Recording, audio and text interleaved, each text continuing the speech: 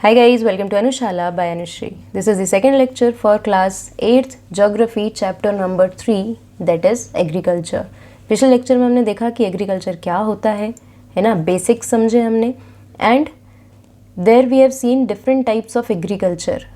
ठीक है, मतलब ऐसे बहुत सारे हमने कल्टीवेशंस देखे जिसमें कहीं पर सिल्क वॉर्म्स को कल्टीवेट किया जा रहा है, कहीं पर ग्रेप्स को कल्टीवेट किया जा रहा है. ठीक है, वेजिटेबल्स, फ्रूट्स जिनको हम हॉर्टिकल्चर बोलते हैं. तो हमने इस तरीके से देखा कि कैसे जब आप प्लांट्स की ग्रोथ कर रहे हैं तो उसको क्या बोलेंगे और कैसे एग्रीकल्चर नेचुरल वेजिटेशन से अलग है, हमने ये भी देखा था. मेक श्योर कि आपको दोनों के बीच में डिफरेंस पता हो. अगर नहीं पता है तो आप पिछला लेक्चर देख सकते हैं, साथ में आप कमेंट सेक्शन में भी पूछ सकते हैं. ठीक है, because it is the very basic. अगर आपको नेचुरल वेजिटेशन और एग्रीकल्चर दोनों के बीच में डिफरेंस नहीं पता है तो ये प्रॉब्लमेटिक हो सकता है.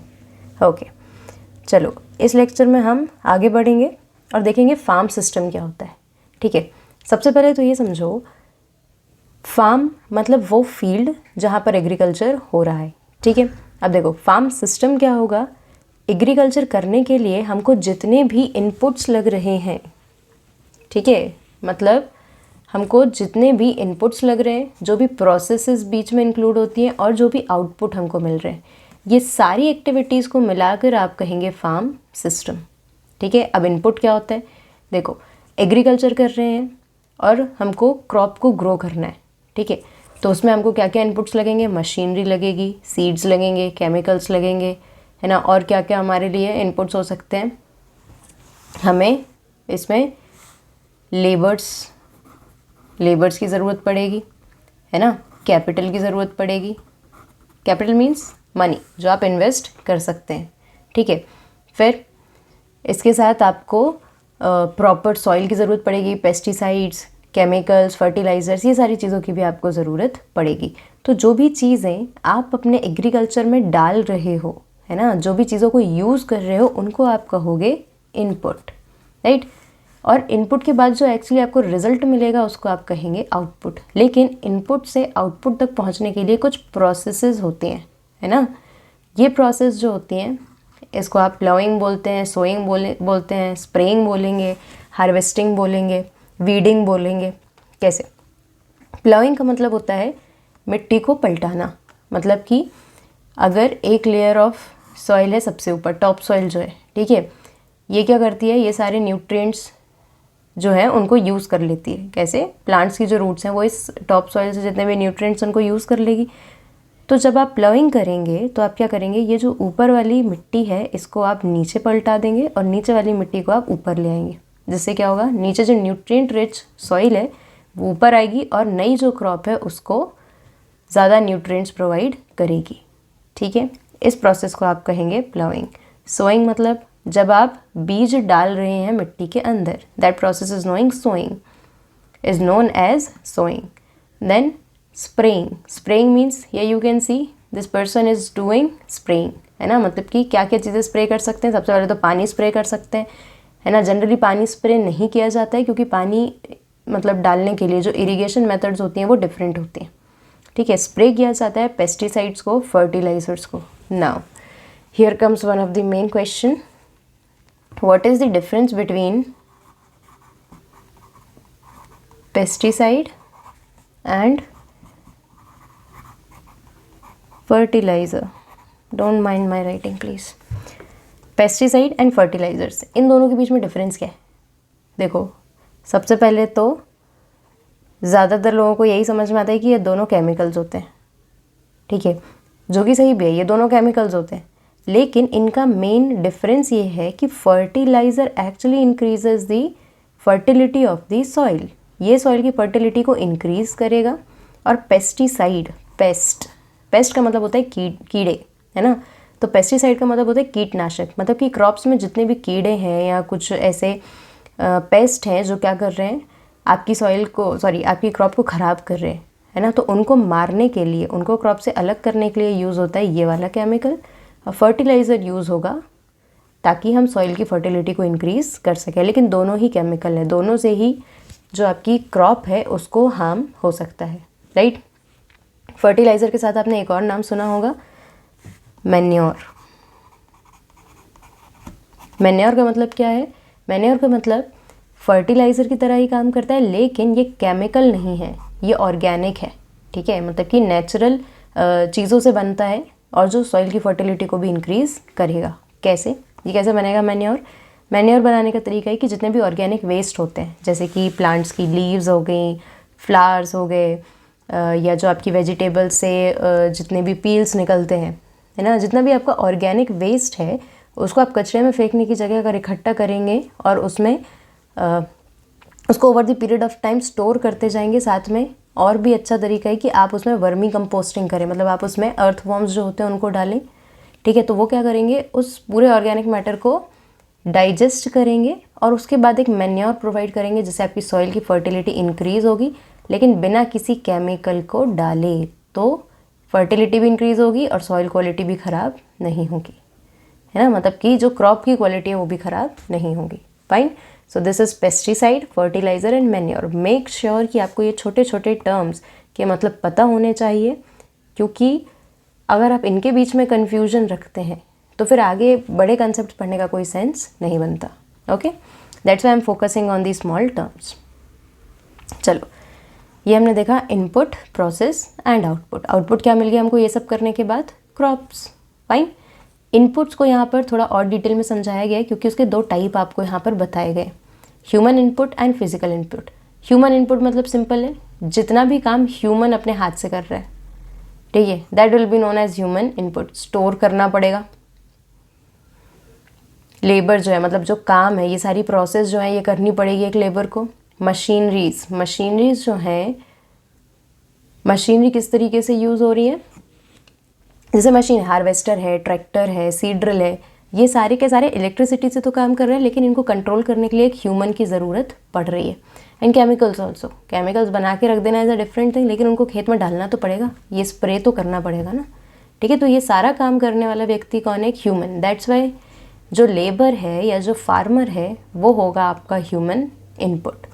फिजिकल इनपुट क्या है? जो नेचुरल तरीके से हमको मिल रहा है, जैसे sunshine, rainfall, temperature, soil, slope, ये सारी चीज़ें ह्यूमन नहीं बना रहा है ना, it is out of the control of a human being. तो इसको आप कहेंगे फिजिकल इनपुट और इसको आप कहेंगे ह्यूमन इनपुट, राइट। चलो, यहाँ पर आपको एक और वर्ड दिया गया है, सोइंग तो हमने समझ लिया, इरिगेशन और वीडिंग ये दोनों और समझो। इरिगेशन का मतलब होता है सिंचाई, ठीक है, मतलब जब आप खेत में पानी दे रहे हैं, जब आप अपनी क्रॉप्स को पानी दे रहे हैं, उस प्रोसेस को आप कहते हैं इरिगेशन। बहुत सारे तरीके हो सकते हैं, हो सकता है कि आपके पास ट्यूबवेल हो सकता है कि आपने पाइपलाइंस बिछाई हो सकता है कि आप ड्रिप इरिगेशन करते हो, या फिर आप नोज़ल या स्प्रिंकल सिस्टम को यूज़ करते हो। तो बहुत सारे तरीके हैं खेत में पानी देने के। खेत में पानी देने वाली जो प्रोसेस है उसको बोला जाता है इरिगेशन। फाइन। वीडिंग, वीडिंग क्या है? वीडिंग वर्ड आया है वीड से, रूट्स को समझो, ठीक है। देखो, वीड क्या होते हैं, जैसे मान लो आपने क्रॉप लगाई है, क्रॉप के बीच में कुछ ऐसी अनवांटेड प्लांट्स आ जाते हैं। अनवांटेड प्लांट्स अपने आप ग्रो कर जाते हैं सॉइल से न्यूट्रिएंट्स लेकर, पानी लेकर, जो क्या कर रहे हैं, नेसेसरी नहीं है, मतलब ज़रूरी नहीं है ना। मतलब आपने चावल को ग्रो किया, ठीक है, आपने जगह जगह पे चावल को लगाया, प्लांट किया, लेकिन उसके बीच में ऐसी कोई गाजर घास टाइप की क्रॉप उग कर आ रही है, तो वो आपके सॉइल के न्यूट्रिएंट्स को खा रही है ना। जो न्यूट्रिएंट्स, जो पानी राइस को मिलना चाहिए वो ये वीड को मिल रहा है। तो इस वीड को क्या करना पड़ता है, समय समय पर जड़ से उखाड़ के फेंकना पड़ता है, ताकि ये अननेसेसरी न्यूट्रिएंट्स को और पानी को कंज्यूम ना करे, ठीक है। तो ये इस प्रोसेस को कहेंगे आप वीडिंग। अनवांटेड प्लांट्स को, वीड्स को क्रॉप के बीच में से हटाना जड़ सहित, तब आप उसको कहेंगे वीडिंग। एंड हार्वेस्टिंग मीन्स जब क्रॉप पूरी तरीके से बन के तैयार है, जब आउटपुट तैयार है, तो उसकी जो कटाई होगी उसको आप बोलेंगे हार्वेस्टिंग, राइट।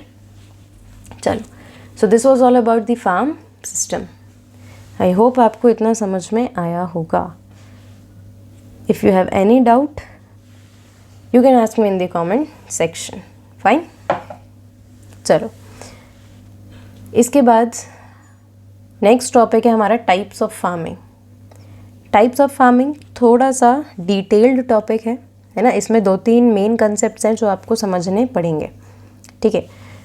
तो मेक श्योर कि अगर आप लेक्चर देख भी रहे हैं तो इसके साथ साथ या तो आप अपनी बुक से रीडिंग करते चले जाएं या फिर लेक्चर समझने के बाद एक बार रीडिंग ज़रूर करें, ठीक है।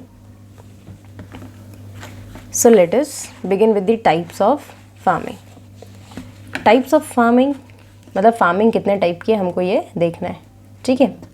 चलो, farming is practice in various ways across the world depending upon the geographical conditions, demand of produce, labour, level of technology.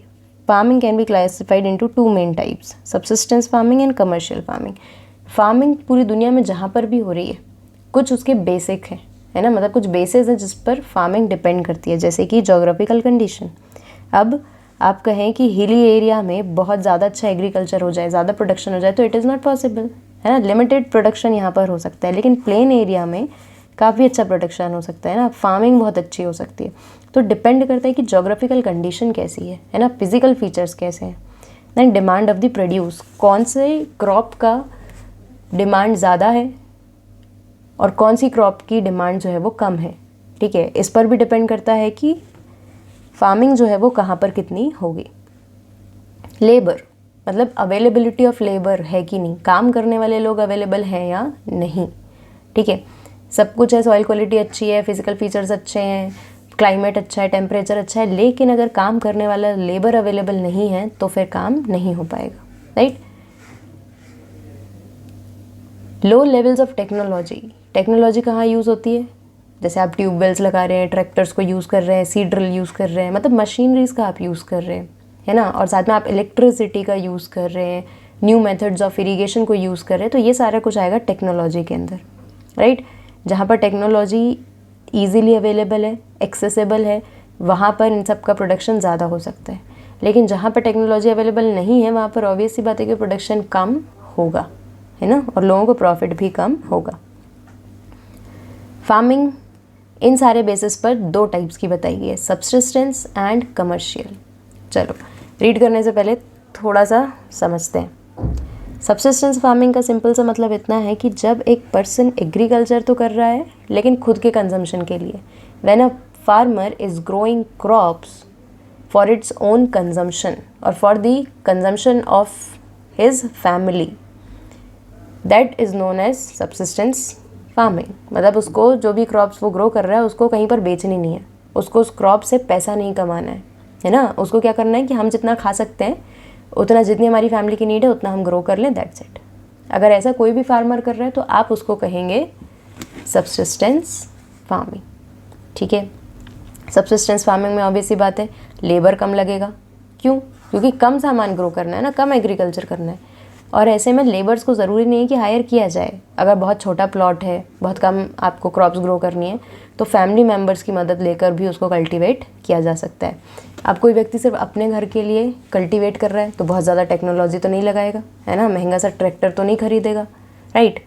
तो कम रिसोर्सेज में हाउस होल्ड लेबर की मदद से जब सिर्फ फैमिली की नीड्स को पूरा करने के लिए प्रोडक्शन किया जाएगा, तब आप उसको कहेंगे सब्सिस्टेंस फार्मिंग, ठीक है। Now coming to the next topic, commercial farming. Commercial by the name itself suggests कि it is done for the purpose of earning profit. Commercial आपको जहाँ भी देखने मिले आप सीधे से रिलेट करें कि भाई it is done for profit, ठीक है। अब कोई भी फार्मर अगर प्रोडक्शन कर रहा है क्रॉप का for the purpose of selling it in the market and earning money from it, तो वो कर रहा है कमर्शियल फार्मिंग, जो कि आप ज़्यादातर देखते हैं, ठीक। चलो, तो ये हो गया एक बेसिक नॉलेज दोनों के बारे में। अब हम डिटेल में पढ़ते हैं, क्योंकि हमें इनके भी टाइप्स देखने हैं, इसलिए मैंने आपको ये दोनों पहले ही समझा दिए। This type of farming is practice to meet the needs of the farmers family. This is what I have just told you. Traditionally, low levels of technology and household labor are used to produce on small output. Subsistence farming can be further classified as intensive subsistence and primitive subsistence farming. Household labor लगेगा and low levels of technology. क्यों low level technology लगेगी? क्योंकि देखो, सबसे पहली बात, subsistence farming सिर्फ और सिर्फ फार्मर की फैमिली के लिए हो रहा है, मतलब इसको खाएगा वो, इसकी जेब से पैसा लग रहा है जिससे प्रोडक्शन हो रहा है और फिर वो खुद ही इसको कंज्यूम करने वाला है। बेचता बाज़ार में तो पैसा आता तो जो टेक्नोलॉजी खरीदता उसके लिए पैसा इकट्ठा कर सकता था, लेकिन अभी तो बाज़ार में नहीं बेच रहा ना, पैसा तो नहीं आ रहा उससे, पैसा नहीं आ रहा है तो इस टेक्नोलॉजी के लिए उसके पास हो सकता है कि सेविंग्स ना हो, ठीक है। इसलिए वो टेक्नोलॉजी को यूज़ नहीं करेगा, या कर भी रहा है तो छोटे लेवल पर, बहुत ज़्यादा हैवी मशीनरीज को वो बाय नहीं करेगा, ठीक है ना। In intensive subsistence farming the farmer cultivates a small plot of land using simple tools. हो सकता है कि ये थोड़ा सा कॉम्प्लेक्स लगे, लेकिन कोशिश करो समझने की। इंटेंसिव का मतलब होता है कि जब कोई भी चीज़ कम एरिया में या कम समय में आप किसी चीज़ को ज़्यादा करने की कोशिश कर रहे हैं, ठीक है। तो छोटे प्लॉट में जो फार्मर है वो सब्सिस्टेंस एग्रीकल्चर तो कर रहा है, लेकिन थोड़ा सा ज़्यादा प्रोडक्शन कर रहा है, ठीक है। अब इंटेंसिव है, ठीक है, स्मॉल प्लॉट को यूज़ कर रहा है, सिंपल टूल्स को यूज़ करेगा, मतलब बहुत हैवी मशीनरी को यूज़ नहीं करेगा, लेकिन थोड़े से ज़्यादा लेबर का वो यहाँ पर यूज़ कर सकता है। मतलब यहाँ पर वो हाउस होल्ड लेबर से काम नहीं चला पाएगा, उसको थोड़े लेबर की तो ज़रूरत पड़ेगी। Climate with large number of days with sunshine and fertile soils permit growing of more than one crop annually on the same plot.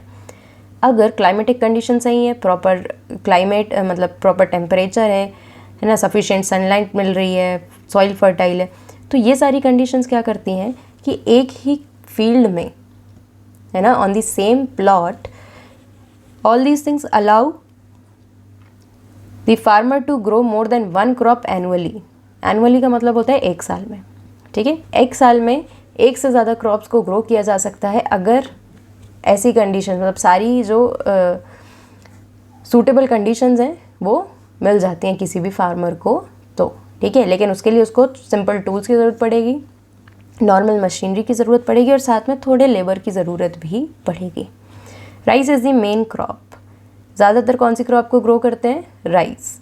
Other crop includes wheat, maize, pulses and oil seeds.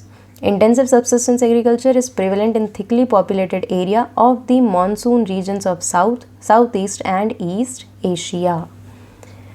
Rice के अलावा और कौन सी crops हैं? Wheat, मेज़, wheat यानी गेहूँ, मेज़ यानी मक्का, पल्सेस यानी दाल, और ऑयल सीड्स। ऑयल सीड्स मतलब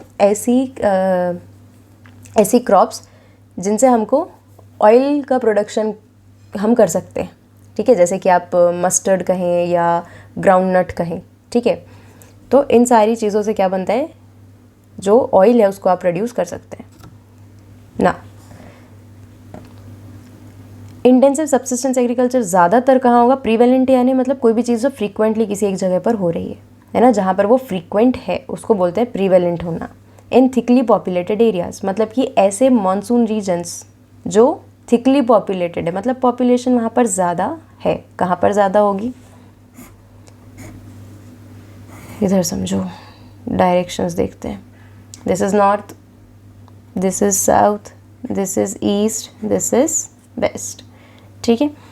साउथ एशिया मतलब कि अगर यहाँ पर ये एशिया है तो एशिया का ये वाला हिस्सा कहलाएगा साउथ एशिया। साउथ ईस्ट मतलब ये वाला एरिया, ठीक है, क्योंकि साउथ और ईस्ट के बीच में तो south east, right. And East Asia मतलब कि एशिया का ये वाला हिस्सा भी। क्यों? क्योंकि ये वाला जो रीजन है ना, साउथ, साउथ ईस्ट और ईस्ट, ये वाला रीजन जो है एशिया का, इसको मॉनसून से काफ़ी बारिश मिल जाती है, ठीक है। मॉनसून क्या है ये आप पढ़ेंगे 9th क्लास में, राइट। छोटा सा एक्सप्लेनेशन मैं आपको यहाँ पर इतना दे सकती हूँ कि monsoon are a type of wind, है ना, हवा का एक तरीके की हवा है जो एशियन रीजन में ज़्यादा होती है, जो क्या करती है, बारिश को लेकर आती है ना, क्लाउड्स को लेकर आती है, जो कि इंडिया में बारिश कराते हैं, एशिया के बाकी रीजन्स में बारिश कराते हैं, ठीक। मॉनसून को जनरली आप इंडिया के टर्म्स में पढ़ेंगे, फाइन। तो एशिया कौन कौन सी जगह पर? South Asia, South east Asia and East Asia. इन जगहों पर आपको ज़्यादातर इंटेंसिव सब्सिस्टेंस एग्रीकल्चर देखने को मिल जाएगा, राइट। ये हमने पढ़ा एक type. Now let us understand primitive subsistence agriculture. Primitive का मतलब क्या होता है? ओल्ड, ठीक है, या पुराना। कोई भी चीज़ जब पुराने तरीके से की जाती है तो उसको बोलते हैं प्रिमिटिव, फाइन। अब प्रिमिटिव मतलब कि पुराने तरीके से जब आप सब्सिस्टेंस एग्रीकल्चर कर रहे हो, मतलब अपने ही लिए आप एग्रीकल्चर कर रहे हो लेकिन पुराने तरीके से, है ना। देखो, टूल्स का यूज़ करना या लेबर्स को हायर करना, ये कहीं ना कहीं मॉडर्न एग्रीकल्चर के साइंस हैं। लेकिन प्रिमिटिव सब्सिस्टेंस एग्रीकल्चर कर रहे हैं, मतलब पुराने तरीके से, जब ट्रेडिशनल तरीके से आप सब्सिस्टेंस एग्रीकल्चर कर रहे हैं, तो उसके दो टाइप हैं, shifting cultivation and nomadic herding. ठीक है, ये दोनों काफ़ी सिंपल टॉपिक है, बहुत ही ईजी। ठीक है, आपने पहले भी इसके बारे में पढ़ा होगा। शिफ्टिंग कल्टीवेशन, कल्टीवेशन मतलब obviously we are cultivating the crop, है ना, हम एग्रीकल्चर कर रहे हैं। शिफ्टिंग मतलब कि एक जगह से दूसरी जगह उठकर किसी चीज़ का चले जाना, राइट। देखो, इनिशियली जब बहुत ज़्यादा पॉपुलेशन नहीं थी, बहुत सारे लोग एग्रीकल्चर में नहीं थे, ऑड जॉब्स कर रहे थे, है ना, मतलब हंटिंग, गैदरिंग, इस तरीके के जब काम कर रहे थे, तो एग्रीकल्चर करने वाले लोग बहुत कम थे। ठीक है, पॉपुलेशन कम है, कम लोग एग्रीकल्चर कर रहे हैं, बहुत ज़्यादा मॉडर्न एग्रीकल्चर के टूल्स अभी इन्वेंट नहीं हुए हैं। ठीक है, तब वहाँ पर क्या पॉसिबिलिटी थी कि अगर मान लो मैं इस एरिया में, इस प्लॉट में एग्रीकल्चर कर रही हूँ, ठीक है, अब मैंने इस पर 2 या 3 साल कल्टीवेशन किया, 2-3 साल बाद मुझे ऐसा लगता है कि इस जो एरिया की सॉइल है उसकी फर्टिलिटी कम हो गई है ना, इसमें अब न्यूट्रिएंट्स नहीं बचे हैं जो मेरी क्रॉप को प्रॉफिट नहीं दे रहे, तो मैं क्या करूँगी, इसको खाली छोड़ दूँगी, है ना। I will shift my cultivation from this plot to some other plot. ठीक है, लेकिन क्योंकि पॉपुलेशन कम है, बहुत ज़्यादा एग्रीकल्चर नहीं है, तो यहाँ पर प्लॉट्स खाली नहीं मिलते थे, तो यहाँ पर करना पड़ता था डिफॉरेस्टेशन। डिफॉरेस्टेशन मतलब पेड़ों को काटना पड़ता था। ठीक है, तो अगर मैं इस जगह से उठकर कहीं और शिफ्ट हो रही हूँ, तो मैं क्या करूँगी, इस जगह पर डिफॉरेस्टेशन करूँगी, राइट। जितने भी पेड़ों को मैं काटूँगी, उनकी जो स्टेम्स हैं, जो लीव्स हैं, मतलब जो कुछ भी है, उसको मैं जला दूँगी, राइट। उसी एरिया में, उसी प्लॉट के ऊपर मैं उसको जला दूँगी। क्यों? क्योंकि उसको जलाने के बाद जो उसकी राख बचेगी, जो ऐश बचेगी, उसको मैं फिर सॉइल के साथ मिक्स कर दूंगी, जो कि मेरी सॉइल फर्टिलिटी इंक्रीज़ करेगी। ठीक है, अब मेरे पास ये खाली जगह बच गई, है ना, और मैंने जो ऑर्गेनिक मैटर होता उसको भी जलाकर मिला दिया, तो मतलब कि इसकी फर्टिलिटी इंक्रीज़ है, राइट। अब इसके कारण क्या होगा, 2-3 साल तक मेरे यहाँ पर एग्रीकल्चर करने की पॉसिबिलिटीज़ बन जाती हैं। फिर 2-3 साल बाद अगर मुझे लगता है कि मेरे लैंड की क्वालिटी ख़राब हो रही है, मैं इसको भी खाली छोड़ूंगी और किसी नए प्लॉट की तरफ मूव कर जाऊंगी, शिफ्ट कर जाऊंगी। ठीक है, अब इसको 1-1.5 साल खाली छोड़ने के बाद क्या होगा, अगर कोई दूसरा व्यक्ति आता है और उसको दिखता है कि अच्छा, वो लैंड क्वालिटी को चेक करता है, उसको लगता है कि सॉइल क्वालिटी अच्छी है, इसको किसी ने 2-3 साल पहले छोड़ दिया था और 1-1.5 साल में सॉइल ने वापस से जितने भी न्यूट्रिएंट्स हैं उनको रीजनरेट कर लिया है ना, दोबारा से वो न्यूट्रिएंट रिच हो गई, तो वो इस पर एग्रीकल्चर कर सकता है। This was shifting cultivation. ठीक है, चलो, shifting cultivation is practised in the thickly forested area of Amazon basin. Amazon basin कहाँ होना चाहिए, जहाँ पर अमेजॉन रिवर होगी, और अमेजॉन रिवर कौन से कॉन्टिनेंट में है ये आप मुझे बताएंगे कमेंट सेक्शन में। ठीक है, थोड़ा सा होमवर्क आपको भी करना पड़ेगा एटलस को उठाकर। चलो, फिर tropical Africa. Tropical Africa means Africa की वो कंट्रीज़, वो रीजन जहाँ से ट्रॉपिक्स गुजरती हैं, tropic of cancer as well as tropic of capricorn. ठीक है, parts of south east Asia, अभी हमने पिछले जब हम इंटेंसिव सब्सिस्टेंस एग्रीकल्चर पढ़े थे तब मैंने आपको दिखाया south east Asia and north east India. North east India मतलब जो आपकी 7 सिस्टर्स हैं, जो आपके नॉर्थ ईस्ट के 7 स्टेट्स हैं, वहाँ पर भी शिफ्टिंग कल्टीवेशन जो है उसको यूज़ किया जाता था। ठीक है, थिकली फॉरेस्टेड एरियाज, ऑब्वियस सी बात है कि जहाँ पर फॉरेस्ट होंगे वहाँ पर ही डिफॉरेस्ट करके हम क्या कर पाएंगे, एग्रीकल्चर कर पाएंगे, है ना। These are the areas of heavy rainfall and quick regeneration of vegetation. Amazon basin है, ट्रॉपिकल अफ्रीका है, नॉर्थ ईस्ट इंडिया है, यहाँ पर हैवी रेनफॉल होती है। ठीक है, बारिश अच्छी खासी होगी, बारिश ज़्यादा होगी तो वेजिटेशन जल्दी जल्दी रीजनरेट होता है ना, जल्दी जल्दी ग्रो करता है। ठीक है, जिसके कारण क्या होगा कि डिफॉरेस्टेशन जब यहाँ पर हो भी रहा था, स्टिल बहुत ज़्यादा नुकसान नहीं हो रहा था, है ना। लेकिन आज आप शिफ्टिंग कल्टीवेशन प्रैक्टिस नहीं कर सकते, जिसका कारण क्या है कि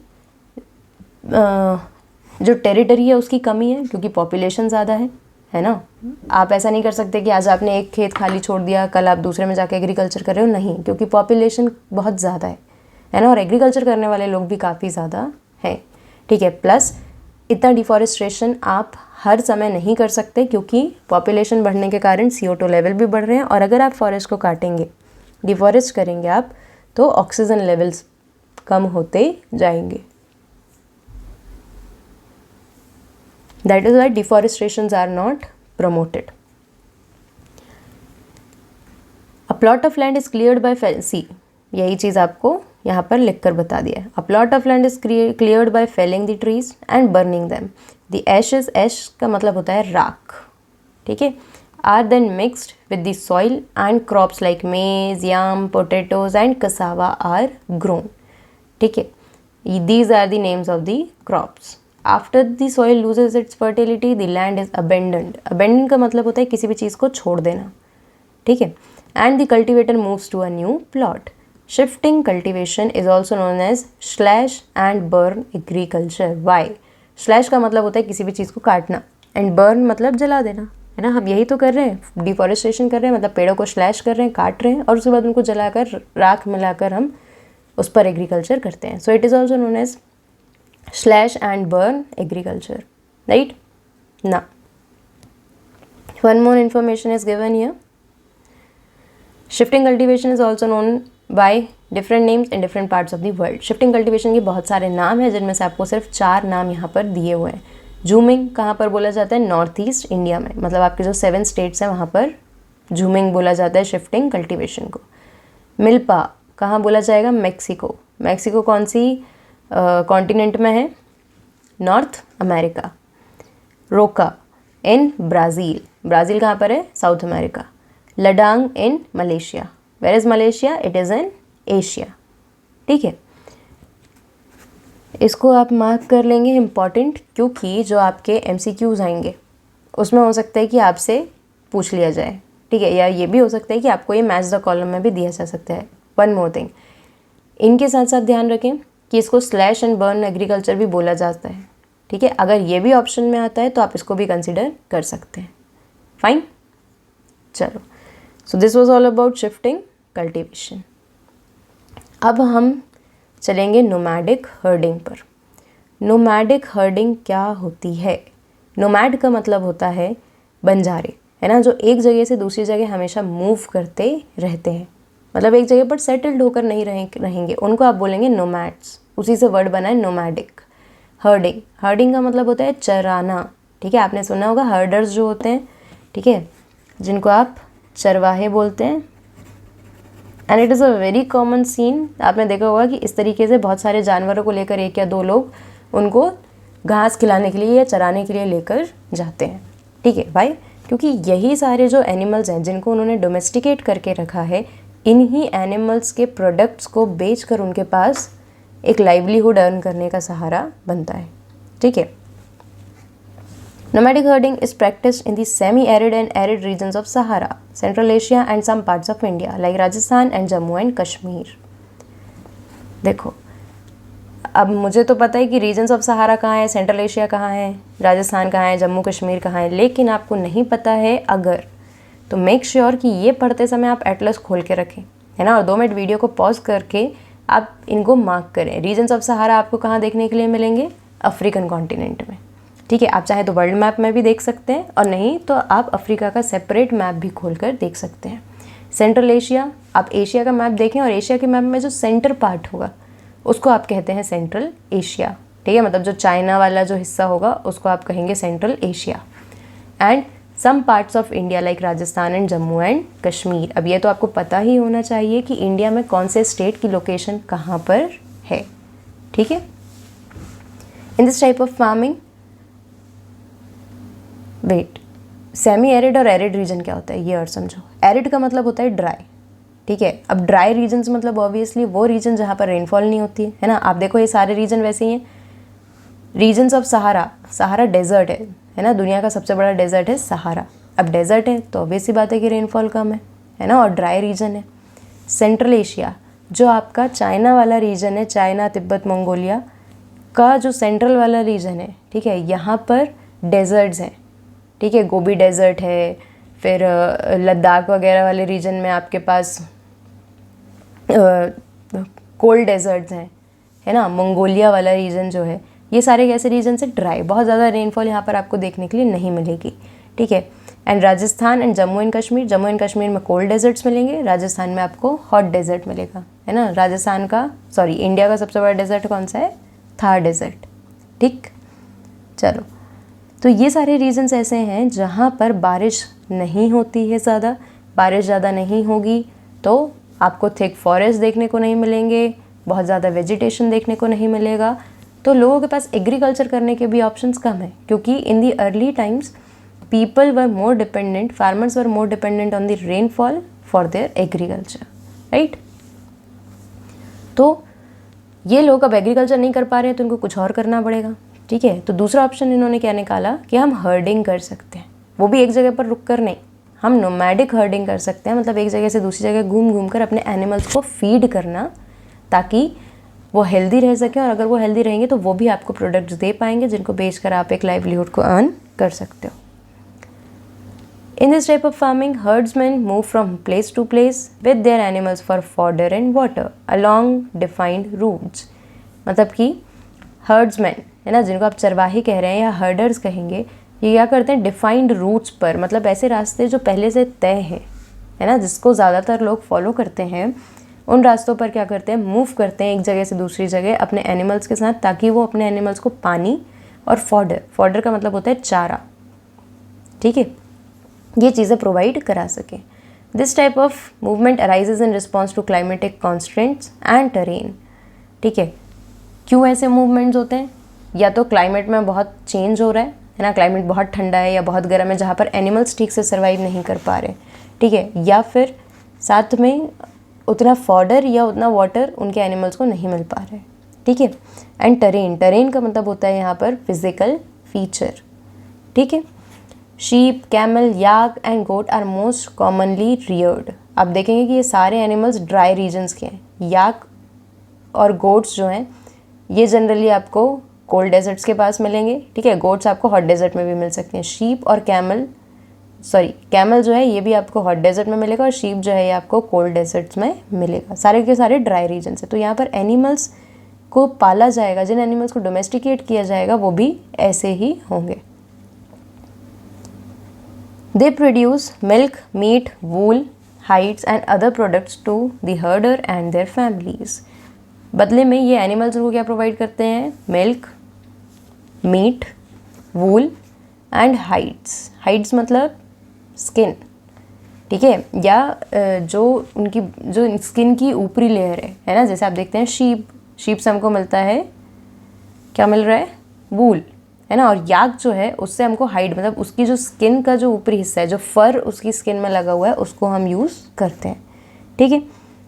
तो इस तरीके के एनिमल्स को जनरली चराया जाता है बाय द नोमैडिक हर्डर्स, ठीक है। चल, this lecture is getting too long, तो अब हम इसको यहीं पर कंक्लूड करेंगे। कमर्शियल फार्मिंग हम शुरू करेंगे अपने नेक्स्ट लेक्चर में, एंड मोस्ट प्रोबेबली नहीं हो पाएगा, है ना। मतलब कि नेक्स्ट लेक्चर में इस चैप्टर को हम कंक्लूड नहीं कर पाएंगे, एक लेक्चर और लगेगा, फिर ये चैप्टर कंप्लीट हो जाएगा, राइट।